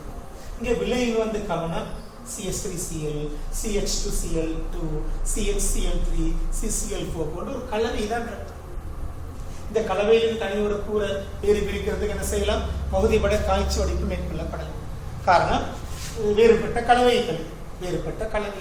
ஆகவே பல கலவைகளை கொண்ட விளைவுடன் இங்கு விளைவாக்கப்படும். ஆகவே இந்த 3 கட்டங்களாக நிகழ்வது நீங்க ஒரு ஐடியா எடுக்க வேண்டிய ஒரு விஷயம். ஆனால் நீங்க தெரிய வேண்டும், இந்த இறுதி படி என்று சொல்றது மூலிகை தாக்கம் மிக விரைவான தாக்கம் தான் இருந்தாலும் பிரதான விளைவாக இவங்க வர முடியாது. இங்கேயும் பாருங்க CH3Cl வருது, இங்கேயும் CH3Cl வருது. ஆனால் பிரதான விளைவு இதுதான் பிரதான விளைவு. மூலக்கூறு மூலிகை தாக்கம் அல்லது விருத்திப்படிதான் பிரதான விளைவு. இங்கு மூலிகங்கள் ஒப்பிட்டளவுல மிக குறைந்த அளவு தான் காணப்படும். மூலிகங்கள் அதிக சக்தியை கொண்டிருப்பது உண்மை, இருந்தாலும் மிக குறைவாக காணப்படுவதனால இவங்களோட விளைவிட அளவு குறைவாக. ஆகவே நாங்க பார்த்தால் இந்த ஐடியா கட்டாயம் உங்களுக்கு தெரிஞ்சிருக்கணும். ஏன் ஐடியா இவ்வளவு கதைக்கிறதா இல்லை, அதிகமான வருஷங்களில் MCQ இந்த பகுதி உள்ள ஒரு வினா அல்லது ஸ்ட்ரக்சர்ல இந்த வினா அதிகமான வருஷங்கள்ல வந்திருக்கு. உங்களோட தாக்க பொறிமுறைகள்ல நீங்க ரேங்க் பண்ணினீங்கள். அதிக முக்கியத்துவம் கொடுக்க வேண்டிய வினா இதாகத்தான். முதலாவது வினா இதாகத்தான், இவ்வாறான வினாவைத்தான். ஆகவே நாங்கள் பார்க்கணும், நாங்கள் மீண்டும் கதைக்க மாட்டோம். ஏனைய பேப்பர்ஸ் நாங்கள் கதைக்கிற நேரம் மீண்டும் கதைக்க மாட்டோம். ஆகவே இந்த வினாவை பொறுத்தவரையில் நாங்கள் பார்த்தால் இந்த வினாவில் இன்னொரு தாக்கம் எது ஒளியின் முன்னிலையில் மெத்தின் குளோரினேற்றத்திற்கு நடைபெறும் சாத்தியம் இருப்பதில்லை. முதலாவது பாருங்க Cl2 பிளவடைஞ்சிருக்குது, ஆரம்ப படிக நிகழ்வு. இரண்டாவது H டாட் இருக்குது, அவ்வாறு தாக்கம் நிகழ முடியாது, அது இரண்டாவது பொருத்தம் இல்லை. மூன்றாவது மூலக்கூறு மூலிகை தாக்கம், நாலாவது மூலிகை மூலக்கூறு அதே தாக்கம், ஐந்தாவது மூலிகை தாக்கம். ஆகவே இரண்டாவது இந்த ஒரு H டாட் என்ற ஒரு விடை இங்கு வர முடியாது.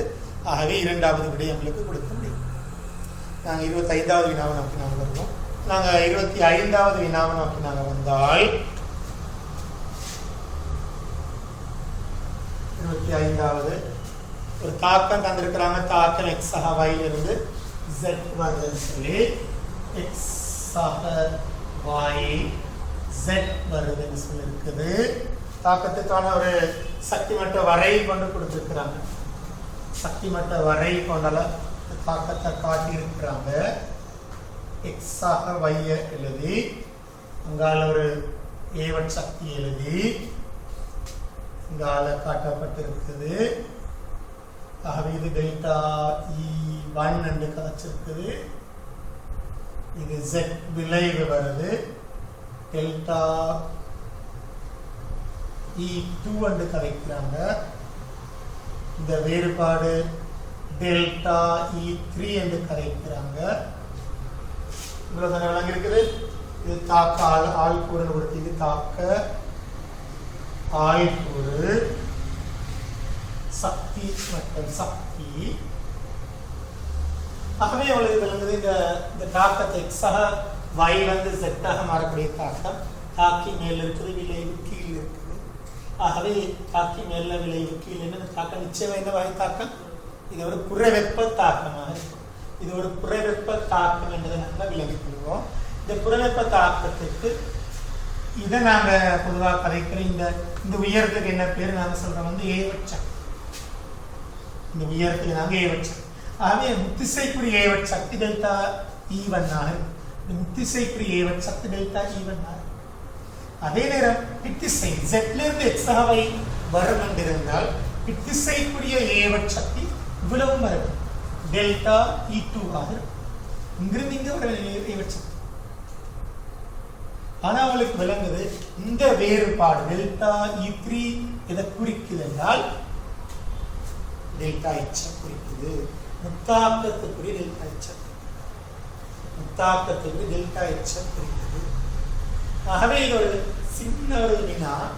இவ்வாறான பெரிய வினாக்கள் கூட நீங்க யோசிக்க வேண்டும். அந்த கைட் புக்கை பார்த்தீங்கன்னா உங்களுக்கு புரியும். ஆகவே நாங்கள் பார்க்கும் இத்தாக்கத்தின் வீதம் சார்ந்திருக்கும். இப்போ தாக்கத்தில் தாக்க வீதம் தங்கி இருக்கிறது. உங்களுக்கு தெரியும் வந்து தாக்க வீதம் என்று சொல்றது பல காரணிகளை தங்கி, வெப்பநிலை, அமுக்கம், செறிவு, ஓதிய நிலை, முக்கி, பல காரணிகளில் தாக்க வீதம் தங்கிருக்குது. ஆகவே இந்த சக்தி மட்ட வரைவை பொறுத்த வரையில் இந்த ஏவட் சக்தியில இந்த தாக்க வீதம் தங்கிருக்கிறது. இந்த தந்ததுக்குள்ள ஏவட் சக்தி அதே முத்தாக்கத்துக்குரிய தாக்க வீதம் தங்கிருப்பது டெல்டா E1 ஏவட் சக்தியில, பித்தாக்கத்துக்குரிய தாக்க வீதம் தங்கிருப்பது டெல்டா E2. ஆகவே இந்த டெல்டா E1 என்பது முத்தாக்கத்துக்குரிய ஏவட் சக்தி. ஆகவே தெளிவான விட அவளுக்கு இருக்குது. முதலாவது ஆன்சர் டெல்டா E1 மாத்திரம் என்பது தெளிவான விடையாக இருக்கு. ஆகவே நாங்கள் அடுத்த வினாவை நோக்கி நாங்கள் நகர்வோம். 26வது வினாவை நாங்கள் பார்ப்போம். எஸ்கோவை மூலகங்கள் பற்றிய பின்வரும் கூற்றுகள் எது பொய்யான? அப்ப எஸ்கோவை மூலகங்கள் என்று உங்களுக்கு டிஃபைன் பண்ணிருக்கிறாங்க.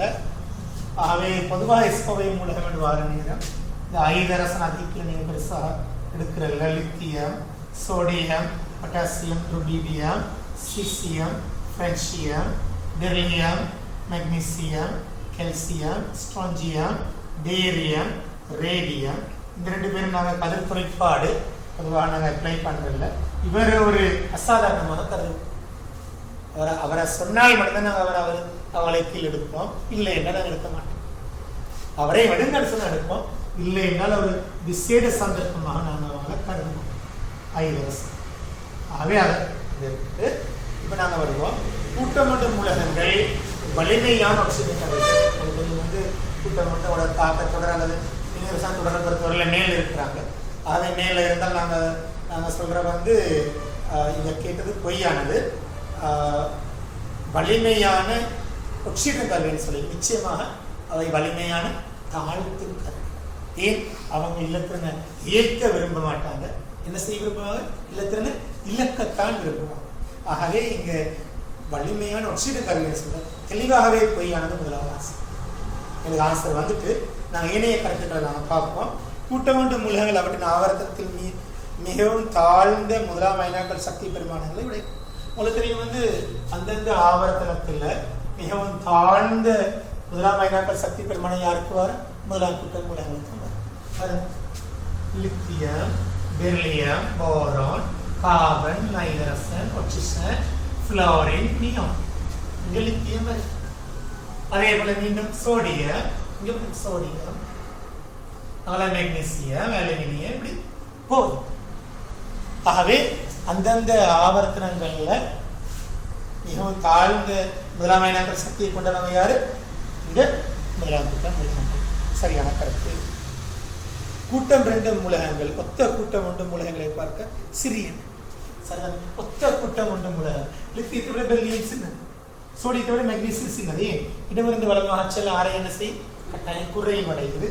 ஆகவே தெளிவான கருத்து. பொதுவாக கூட்டம் 1 கூட்டம் 2 மூலகங்கள் அயன் செறிவுகளை உண்டாக்குகின்றன. பொதுவாக கூட்டம் 1 கூட்டம் 2 மூலகங்கள் அவங்களுக்கு வந்து இவர்களில் வந்து பெரிலியம் மட்டும்தான் ஒரு பிரச்சனை இருக்குது. மீதி அனைத்து சேர்வைகளையும் உங்களால் பங்கிட்டுவல் சேர்வைகளை கரைக்க முடியாது. பெரிலியம் மாத்திரம் அவர்களுக்கு அயன் சேர்வையும் இருக்குது, பங்கிட்டுவல் சேர்வையும் இருக்குது. உங்களுக்கு DeO வந்து அயனாக இருக்கும். DeF2 DeO வந்து பங்கீட்டு வலு சேர்வையாக இருக்கும். DeF2 அயனாக இருக்கும். அவையோட மின்னதியல்ல புளோரின் அல்லது புளோரினுக்கு முன்னால் உள்ளவர்களோட இந்த பெரிலியம் சேர்வையில் உருவாக்கினால் அது என்னவாக கட்டாயம் அயனாக இருக்கு. ஓ அல்லது ஓவுக்கு பிறகு உள்ளவங்களோட உருவாக்கினால் அது கட்டாயம் காண்பிடாக இருக்கும். ஆகவே பொதுவாக அயனம் உருவாக்குறது உண்மை, அந்த கருத்து உண்மையானது. ஐந்தாவது கருத்து, கூட்டம் 2 மூலகங்கள் கூட்டம் 1 மூலகங்களும் பார்க்க வலிமையானவையும் உயர் உருகுநிலையையும் கொண்டது. சரி, வன்மை கூட உயர் உருகுநிலை கூட. என்ன காரணம்? 2 கூட்ட மூலகங்கள் உலக பிணைப்பு வலிமை கூட. ஏன் உலக பிணைப்பு வலிமை கூட? இங்க பரமன் சின்னது, பிணைப்புல விடுற இலத்திரன் கூட. இங்க பரமன் பெருசு, பிணைப்புல விடுற இலத்திரன் 1. 1 கீழ் பரமன், 2 கீழ் பரமன். உலக பிணைப்பு வலிமை இந்த பரமன் பெருசு, இங்க பரமன் சின்னது. ஆக உலக பிணைப்பு வலிமை முதலாம் கூட்டத்தை விட அதை ஒத்த 2ஆம் கூட்ட மூலகங்களுக்கு உயர்வு.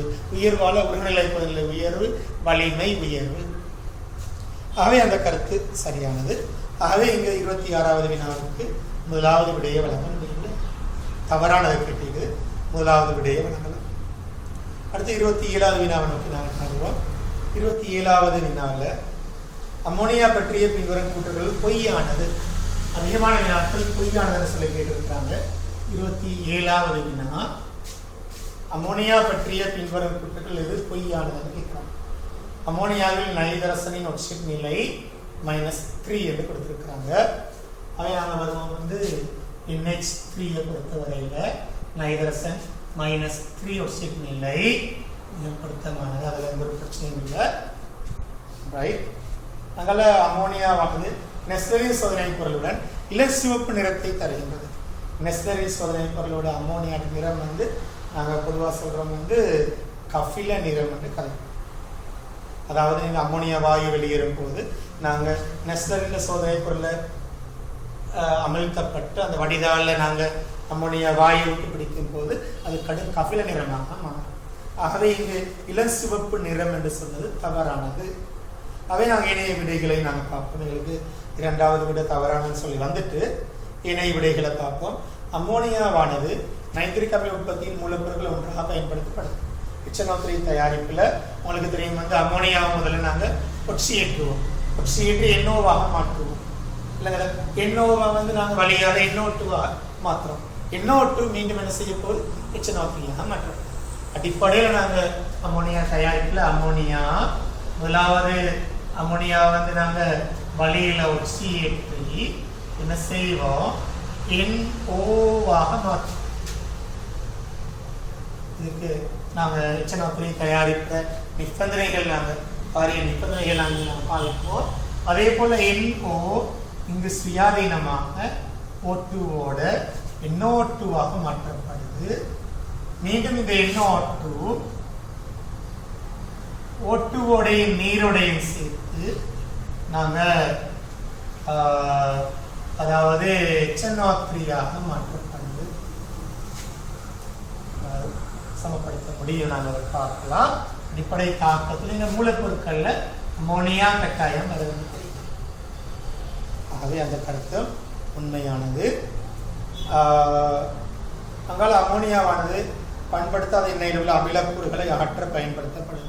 பொதுவாக மின்காரங்கள் பண்படுத்தாத எண்ணெயில் உள்ள அமிலக்கூறுகள் அகற்றுவதற்கு பொதுவாக மின்காரங்கள் பயன்படுத்த முடியும். அதில் ஒரு இலகுவான ஒரு மின்காரம் தான் அம்மோனியா. ஆகவே இந்த பண்படுத்தாத எண்ணெயில் உள்ள அமிலக்கூறுகளை இந்த அம்மோனியா போன்ற மின்காரங்களால் அகற்ற முடியும். சரி, அங்கால நாங்கள் வருவோம் NaNO3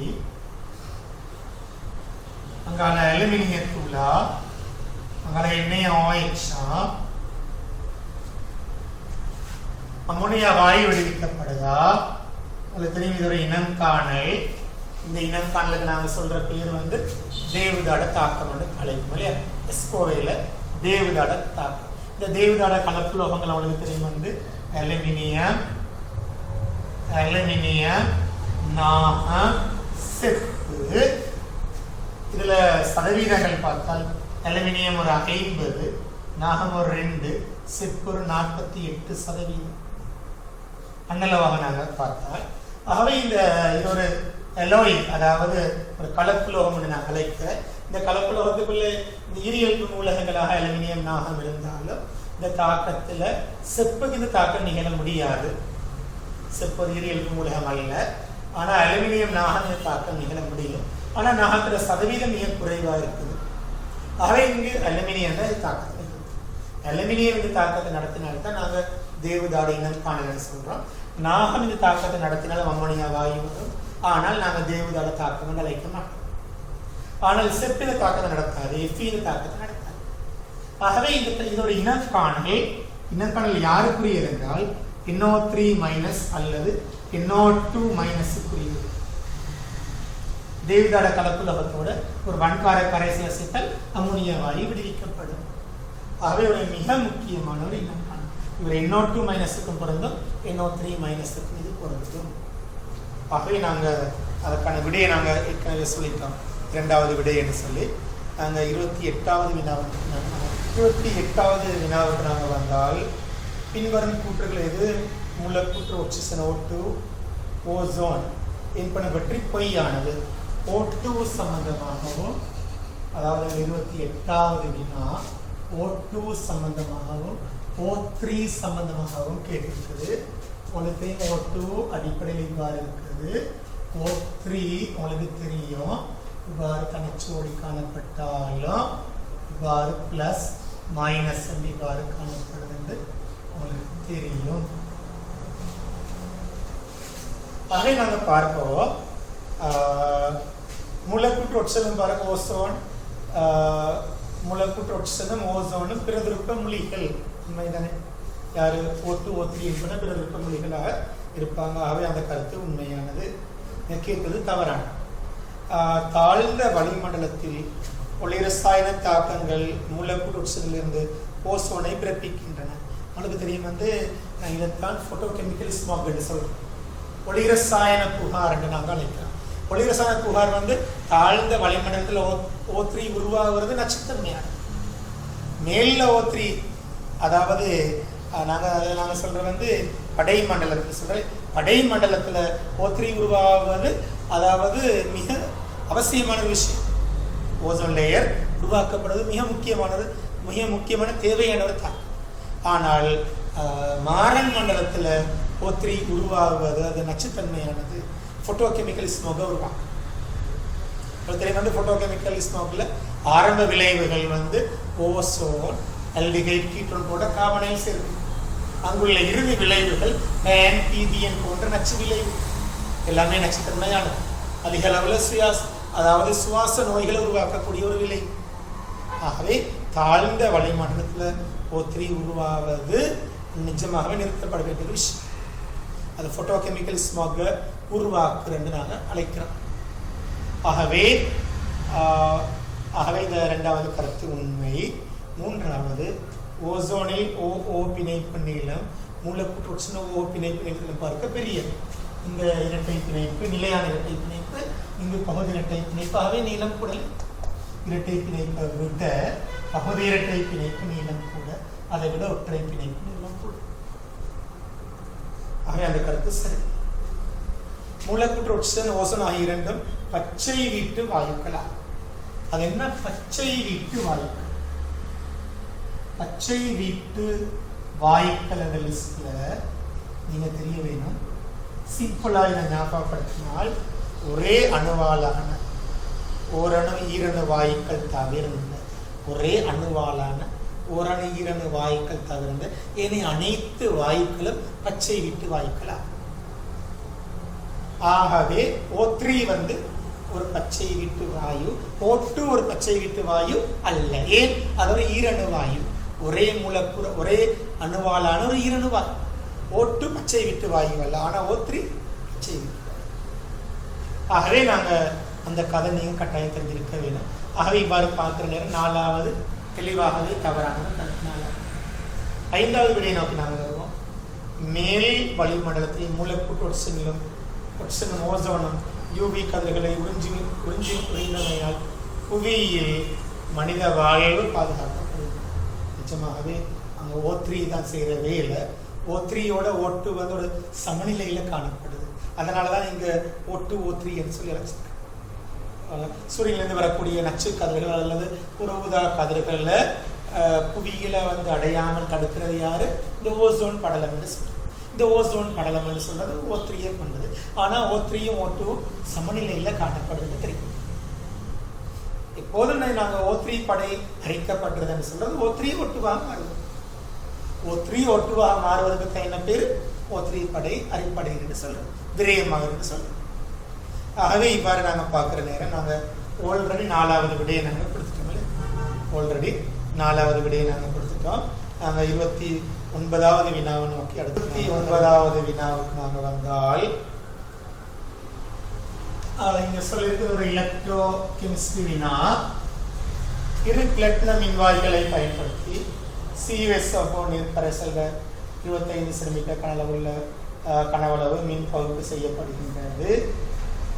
இங்க இரு பிளாட்டினம் மின்வாய்கள் என்று சொல்லிட்டாங்க. சடத்துவ மின்வாய்கள் CuSO4 கரைசல் மின் பகுக்கப்படுதுன்னு சொல்லிட்டாங்க. ஆகவே ஒரு மைனஸ் பிளஸ், ஆகவே மைனஸ் மின்வாய் அதாவது கேத்தோடு பிளஸ் மின்வாய், ஆகவே இது நாங்கள் அனோட் என்று அழைக்கிறோம். இரண்டு பிளாட்டினம் என்று தந்திருக்கிறாங்க. ரைட், மின் பகுப்பின் போதான விளைவுகள் நீங்கள் எதிர கூற தெரிய வேணும். உங்களுக்கு இங்கு பரடேன மின் பகுப்பு விதிகளை எந்த அளவு தூரம் பயன்படுத்துறது சொல்ற உங்களோட சிலபஸை பொறுத்த வரையில் அது ஒரு சந்தேகமானது. இருந்தாலும் ஒரு பரடே 96,500 கூலோ இந்த முடிவை வைத்து கொண்டு உங்களுக்கு எந்த வினாவும் செய்யும். ஒரு பரடே 96,500 கூலம் என்ற முடிவு உங்களுக்கு போதும். இவ்வாறான வினாக்களை நீங்கள் செய்வதற்கு நாங்கள் பார்ப்போம். மின் பகுப்பின் போது ஓட்டம் 10.2 ஆம்பியரில் வைத்திருக்கப்பட்டது. எல்லா Cu2+ Cuவாக கதோட்டு மீது படிவ செய்வதற்கு எல்லா Cu2+ Cuவாக கதோட்டில் படிய செய்வதற்கு 9.65 செகண்ட்கள் எடுத்தன. அவை முதலாவது நாங்கள் Q சமன் IT நாங்கள் அப்ளை பண்ணினால் இங்கு I வந்து உங்களுக்கு தந்திருக்கிறான் 10.2 ஆம்பியர் சொல்லி, T தந்திருக்கிறாங்க 9.65 செகண்ட் சொல்லி. ஆகவே 9.65 தர 10.2 கூலோம் என்று சொல்லி அழைத்து முக்கிய செகண்ட், அதாவது கூலோம் என்று அழைத்து அழைக்க முடியும். இல்லை ஆனால் உங்களுக்கு தெரியும் உங்களுக்கு பொதுவாக தெரியும் ஒரு பரடே என்று சொல்றது ஒரு மூல் இலத்திரங்கள் காவுகின்ற மொத்த மின்னேற்றம் ஒரு பரடே. ஒரு மூல் இலத்திரங்கள் காவுகின்ற ஒரு மூல் இலத்திரங்கள் காவும் மொத்த மின்னேற்றம் தான் 96,500 கூலோம் ஒரு பரடே. ஆகவே இதை இதால நீ பிரிக்கிற நேரம் உனக்கு என்ன வரப்போகுது? எவ்வளவு மூல் என்று சொல்லி பாருங்க. 9.65 தர 10.2 கீழே 96,500 என்ற நேரம் உங்களுக்கு இது எத்தனை மூல் என்று சொல்லி இங்க பெறப்படுது. ஆகவே இங்க நாங்கள் பார்த்தால் 1 2 3 4 ஆகவே 1 தர 10.6 மூல் என்று சொல்லி. இது என்ன? யாரு? இலத்திரன்கள். அவன கேள்வியை பாருங்க. Cu2+ செறிவு யாருன்னு கேட்கிறாங்க. இப்ப 1 தர 10.6 மூல் இலத்திரன் என்றால் Cu2+ 2க்கு 1. Cu2+ மூல சொல்லுங்க. Cu2+ மூல சொல்லுங்க. 5 தர 10.7. ஆகவே அவங்க கேட்கறது செறிவு 25 சென்டிமீட்டர் கனவு சொல்லி தந்திருக்காங்க செறிவு. ஆகவே Cu2+ செறிவென்று கதைக்கிற நேரம் 5 தர 10.7 மூளைக்கு 25 தர நாங்கள் இதை எழுதுவோம் 10.3 டெசிமீட்டர் கண்ணன். ஆகவே இது நாங்கள் 50 என்று போட்டால் 2 என்று வரும். அதில் 10 8 3 போனால் 10 5. ஆகவே 2 தர 10 5 3 டெசிமீட்டர் -3. அவை இவ்வாறு பார்க்கிற நேரம் இரண்டாவது ஆன்சர் இங்கு வழங்கப்பட்டது. ஆகவே ஒரு இலக்குவான வினா இவ்வாறான கல்குலேஷனை காண்ற நேரம் அதிகமான பிள்ளை அந்த வினாக்களை விட்டுட்டு போவாங்க. இருந்தாலும் உங்களுக்கு இந்த கன்செப்ட் வந்து ஒரு மோல் இலக்கணங்கள் பாவிக்கின்ற மொத்த மின்னேற்றம் ஒரு பரடே 96,500 கூலோ. ஆகவே உங்களோட சிலபஸில் இவ்வளவு தனிப்பு உங்களுக்கு தேவை. இதை வைத்துக்கொண்டு அவங்களால இலக்க கெமிஸ்ட்ரி எந்த ஒரு வினாவையும் உங்களுக்கு செய்யலாம் என்று நீங்கள் வச்சுக்கோங்க. இந்த பரடையின மின் பகுப்பு விதிகள் ஆரம்பத்தில் கூட இப்போ சிலபஸில் பெரிய அளவில் பயன்படுத்த தீண்டி வராது. ஆகவே இவ்வாறான வினாக்கள் இலகுவாக செய்யலாம். அடுத்த வினாவை நோக்கி நாங்கள் போவோம். 30வது வினாவுக்கு நாங்கள் வினாவில் ஒரு அங்கேயும் ஒரு கால்குலேஷன், ஒரு திண்ம மாதிரி CaCO3 MgCO3 ஆகியவற்றை மாத்திரம் கொண்டுள்ளது. 30வது வினாவுக்கு ஒரு திண்ம மாதிரி CaCO3 உங்களால் MgCO ஆகியவற்றை மாத்திரம் கொண்டுள்ளது. மாதிரியில் உள்ள CaCO3 MgCO3 முற்றாக தாக்கம் புரிவதற்கு அப்போ இந்த CaCO3 உடனும் MgCO3 உடனும் முற்றாக தாக்கம் புரிவதற்கு யாரை சேர்த்திருக்கிறாங்க? 0.088 HCl சேர்க்கப்பட்டிருக்கிறது.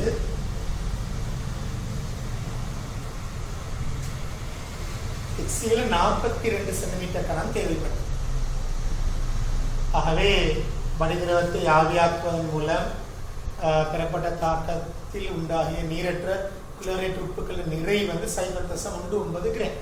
அப்போ உங்களுக்கு வந்து CaCl2 சக CO2 சக H2O வருது. MgCl2 சக CO2 சக H2O வருது. இங்கே உங்களுக்கு நீங்கள் சமப்படுத்தினால் நீங்கள் 2 தெரியும். ஆகவே நாங்கள் இவ்வளவு தானே சமப்படுத்தி நாங்கள் காட்ட வேண்டியிருக்குது. இங்கே HCl பயன்படுத்தக்கூடிய HCl செறிவும் தந்திருக்கிறாங்க, கன அளவும் தந்திருக்கிறாங்க. செறிவு தெரியும், கன அளவு தெரியும் என்றால் உங்களுக்கு இது HCl கண்டுபிடிக்கலாம், மூல கண்டுபிடிக்க முடியும்.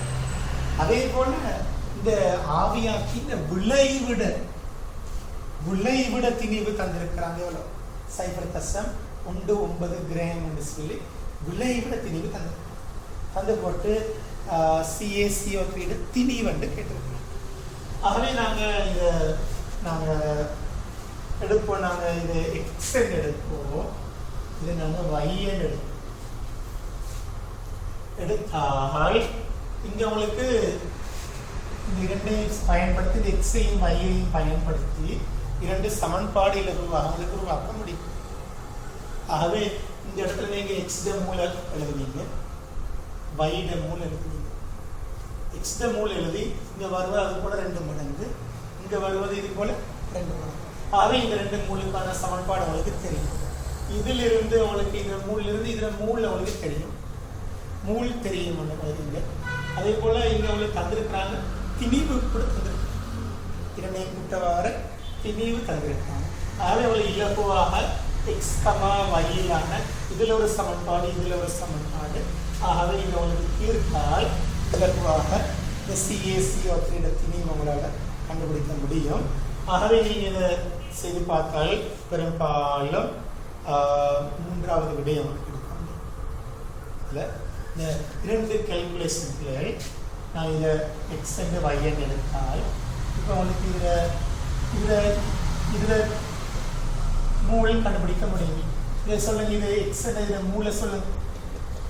Xன் கீழ் கால்சியம் கார்பனேட், கால்சியம் 40 12 48. ஆகவே இங்கே எவ்வளோ வருது? 102 வருது. 102 வருது. இதுக்கு மூலம் இதில் மூலை Mg24 அங்கால 12 48. ஆகவே 84. ஆகவே வையின் கீழ் 84 என்று சொல்லி வருது. இதில் மூலம். ஆகவே இப்போ இதில் அரைவாசி தான் இதில் மூலன்னு சொல்லுது. ஆகவே இதில் அரைவாசி இதில் அரைவாசி போடுது. ஆக இதில் அரைவாசி நம்ம எக்ஸின் கீழ் 200 சாரி 2 மடங்கு 2 மடங்கு 2, அதாவது எக்ஸின் கீழ் 50 என்று சொல்லுவாங்க. இது வையின் கீழ் 42 என்று சொல்லி. ஆகவே முதலாவது சமன்பாடு உங்களுக்கு இங்க இந்த மூல் தந்திருக்கிறாங்க. அதாவது எக்ஸின் கீழ் 50 சக வையின் கீழ் 42 இந்த மூல் வந்து இந்த சிறிய விளக்குகள் 0.088 தர கன அளவு 42 தர 10⁻3. இது முதலாவது. இங்க அவளுக்கு தெரியும் வந்து இது எக்ஸ், இதுல மூல் வந்து எக்ஸின் கீழ் 100 வையின் கீழ் 84. இங்க அதே போல வருது மூல் வந்து மூலத்திரிவாக இவ்வாறு மாற்றலாம். மூலத்திரிவால பெருக்கு இங்க மூலத்திரிவால பெருக்கு. இந்த ரெண்டு கூட்டுத்தொகை எவ்வளவு? இதே மூலத்திரை வரும்போது எக்ஸின் கீழ் 100, இங்க வையின் கீழ் 84. இது நீங்க எதால பெருக்கணும்? இவரது மூலத்திரிவால பெருக்கணும். பெருக்கி வரக்கூடிய கூட்டுத்தொகை எவ்வளவு தந்திருக்கிறாங்க? 0.09.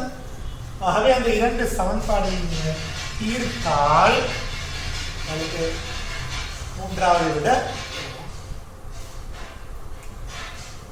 ஆகவே நாங்கள் அடுத்த பகுதியை மீண்டும் ஒரு சந்தர்ப்பம் நாங்கள் பார்க்கணும். இது நாங்கள் நிறைவு செய்வோம்ல.